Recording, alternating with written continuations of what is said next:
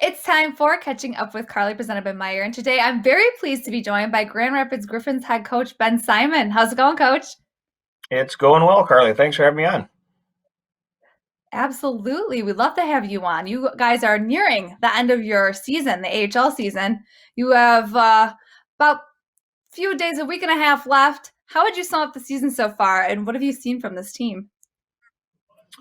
Well, we've done a lot of good things this year with the group we've had. I think probably in the last 6 years that I've been here, either as an assistant coach or head coach, one of the most competitive groups that we've had, and it's been great for practices, guys, development purposes, guys, healthy competition, and a lot of young guys have been put in situations that this year, with the opportunities they may not have had based on the protocols and the seasons and the parameters that we've been faced with. But overall, really good year for a lot of players in this organization. A lot of good prospects got a lot of opportunity, and a lot of prospects are developing nicely down here. Absolutely. Well, let's start talking about them. Let's talk about Riley Barber's first year as a Griffin, leading the team in goals and points. How great of an addition has he been to this team? Yeah, well, Barb's, I knew him a little bit from his prior teams out in Hershey. He's a natural goal scorer. At this level, he puts pucks in the net. But one of the things I think goes unnoticed with Riley is his play away from the puck. And he's been great for the young guys and setting the example in practice. He works hard. He does a lot of the right things off the ice as well. So, we're happy that he's had success offensively, but I think we're even more happy with his play away from the puck and his complete game. And that's so important when you look at a player leadership as well. So not too far behind him in points, though, Sarah Hiroshi. Do you think this has been a crucial development year for him, helping him work his way to the NHL? Yeah, well, Taro again, he's a smaller guy, and coming down here, he slows the game down, and he's a playmaking player that can make high end plays. And having him and Barber together, you got a goal scorer, someone that can get him the puck. He's got an innate ability to make high end plays that you don't think are there now. With that comes some turnovers, but I think for the majority of the year, he's done a really good job of generating offense and helping drive the offensive side of our game down here. Taco, as he's known, has seen a few games with Affectionately the known Red as Taco. Yeah. actually known as Taco Tuesday. Also, someone who has seen a lot of games up in the NHL, Giovanni Smith. What have you seen out of him so far this season? Smitty has been he's developing nicely. His role has increased here a little bit. We've been trying to use him on the penalty kill. And again, Smitty's at his best when he's physical, he's heavy on the puck, and he's getting around the net front. He's been good at the net front on the power play. He's learning the PK system and learning what it takes to be successful on the PK down here. And just a matter of consistency with Giovanni. He's got to make sure that he's doing it every day, every shift. And when he does do that, he's a heck of a player to have around here. Yeah, I love Smitty's play, that bit of a gritty feel, almost like an old style of hockey you get from him. Yeah, well, he's a physical guy. He's a big body, and when he's engaged physically, he has a presence to him. So uh, it's a tough job sometimes though, to try and play. We call it playing the game within the game to maybe draw some penalties and not take penalties and put us down. But uh, when he's at his best, he's engaged mentally, engaged physically, and his play both with and without the puck. Puck management is strong. So just again, it's with him. It's the consistency and making sure he's doing it the right way every day. For sure. And then we look at someone like defenseman Jared McIsaac making his AHL debut this season. He posted a shootout win, which is really exciting. But how has he fit into the league? McIsaac, it's been a long, tough road for him with his shoulder rehab. And credit to him for putting in the work, putting in the time. It had to have been mentally frustrating and draining coming in for 8 months just rehabbing, skating on his own, getting kind of reacclimated to the game of hockey. And then I think he's played 6 games now, and he's getting his legs underneath him. He hasn't played a ton of hockey in the last year, so he's developing, growing each game, and I think that he's getting experiences, both penalty kill, power play, 5-on-5.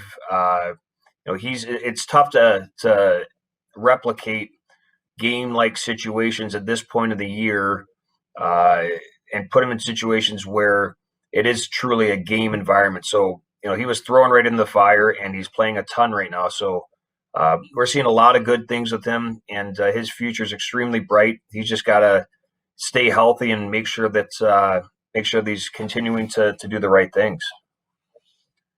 For sure. And that's kind of the weird thing about this season. You're getting those typical season injuries, but then on top of that, they have the COVID scares and the COVID protocol list. How have you been keeping your players mentally focused and just trying to keep everyone healthy? Yeah, well, it's difficult. We get tested. It's not the same protocols at the NHL level, but we're tested 6 days a week here, and the sacrifices that these guys have made, it's been tough. With the what we're allowed to do, not allowed to do at the rink, away from the rink. It's just been tough. Pretty much you're allowed to go to the rink and back, and you're supposed to only go out to the grocery store or the doctor as needed. But mentally, it's been a grind. So this season's only 32 games, but with combine that with the travel, we're traveling day of the game. You're busing sometimes it's 3.5, 4.5 hours to Cleveland or Rockford. It's tough, not only on the body but also mentally. So these guys have been resilient all year. It's kind of uncharted territory for us. We've never done this as a group before, but I think for all intents and purposes, the guys have been pretty resilient. Absolutely. I mean, that really, you got to give props to the professional athletes going through everything that the world is experiencing right now. But speaking of debuts, Joe Veleno making his NHL debut. How do you think he looked playing in the big leagues with the big boys? Were you rooting him on? Yeah, well, when he came back from Sweden and then was on the tax squad and then went up, I thought I thought he had a very solid first NHL game, and he's only going to get better. I mean, we were ecstatic to be able to turn on the TV and watch him play. And again, he's worked extremely hard. I think that experience going over to Sweden was huge for him, not only as a hockey player, but just as a person, being in a different country, kind of being forced to assimilate to a different culture on his own and really grow up a little bit. I think you can see that maturity both on and off the ice. And I think it's going to be in the long run a great decision for Joe moving forward. So speaking of him being in Sweden, he was playing wing a lot for Malmo. Does this play to the versatile player that he is? Well, I think Joe's a smart hockey player, and he thinks the game at a high level. So I think anytime you can increase your versatility to be used either at the wing or at the center position is only going to benefit him in the long run. So both positions are a little bit different. They have little different idiosyncrasies, but I think that Joe's a smart enough player to be able to be used in each different situation, each different position. For sure. And speaking of prospects who have been playing overseas, Moritz Seider, a bit of a pleasant surprise for fans. He's playing for Rogal in Sweden. I think I pronounced that right. And was awarded the Elite Prospect Award. And he was a finalist for the league's Best Defenseman. What is it about Mo that makes him so good? Well, I think Mo's biggest attribute is his swagger. He's got a great confidence about him. He's a heck of an athlete, and I think you're seeing that kind of all start to come together. And then you combine that with his hockey sense, his drive. I mean, when he was down here in Grand Rapids, he came to the rink every day. Great attitude, great presence about him. He's just a fun kid to be around who works his tail off. So, I mean, it's no surprise, watching from afar here to see the success he's had, but he's worked hard for it. So credit to Mo, and he's got a bright future ahead of him. And we're looking forward to seeing him back on this side of the pond soon. Absolutely. I know that he is a funny kid. Every time I'm around him, I feel like he's laughing and smiling. So props to him. Fun to have in the locker room, right? He does have a little bit of an infectious personality. He's a happy-go-lucky kid. He loves his music. I mean, last year we'd come into the locker room and he'd be in there by himself just belting out tunes. So he has a good time, but he also knows when it's time to work, and he does know when it's time to have fun. But I think that combination makes for a great person to be around. And he's, like I said, he's got a bright, bright future ahead of him.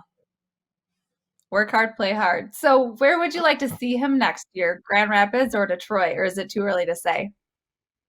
With Mo, Yeah, with Mo.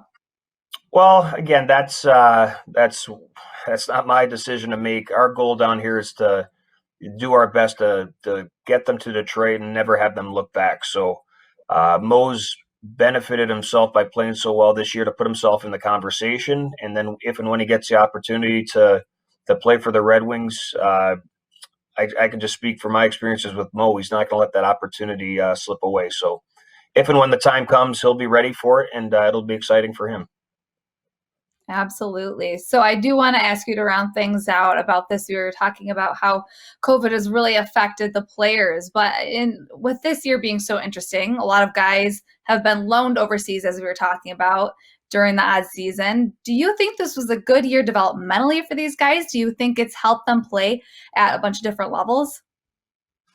Well, I think anytime you can play in games, it's a great thing. Now, it's been very tough mentally, even physically with the bus trips the day of. But I mean, a lot of younger players that are getting experiences by playing games and being put in situations uh, rather than not playing is obviously better in the long term for their development. And I think that had they not played or had these experiences this year, that it would have hurt their overall development. But short year. It's only it was only 101 days down here, no playoffs, but every day that we came to the rink here with a purpose to get better, to continue to develop, and I think the guys, uh, majority of the guys, if not every single one of these guys, bought in, pushed each other every day, and came to the rink under kind of crazy circumstances and put their happy faces on and went to work. And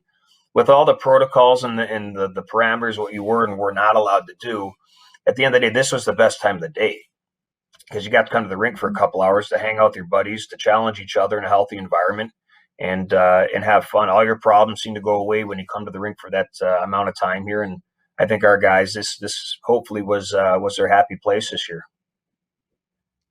Well, I certainly think it was. And it plays a lot to the management and the coaching staff. I think you guys really affect the temperature of the room. So keep it up. We love watching you guys. And thank you so much for joining me on Catching Up with Carly, presented by Meyer. I appreciate it, Carly. Daniela, back to you.